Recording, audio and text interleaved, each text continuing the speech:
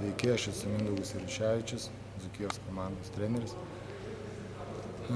Turėjom savaitgalį sunkų Alytui, norėjom suteikti žiūrovam šventę, labai malonu, kad tiek daug žiūrovų rinkosi, palaikė tikrai, ypač antrose rungtynėse jau atsiranda tikrų fanų, labai džiugu už tai. Džiaugiuosi už visus sirgalius, kuris renkasi ir labai noriu jiems padėkoti.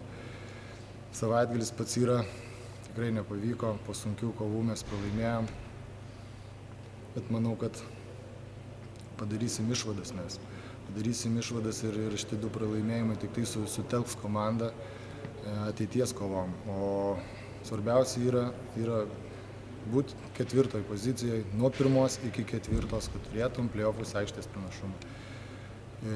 Daug kas sako, kad Dzūkija yra lyderiai. Taip, jie yra lyderiai, yra 1 vietoje, bet pasižiūrėjus į turnyrinę lentelę, čia visos 8-10 komandų visos yra apylygiai. Taškų santykis 1-2 pergalės laimi, kyla aukštyn 2, pralaimi, krenta žemyn. Aš manau, kad mes tikrai pasidarysim išvadas, grįšim į aukščiausias pozicijas. Vyrai tikrai sukovos ir lauksim sirgalių, kad taip nuoširdžiai mus palaikytų, kaip ir dabar palaiko.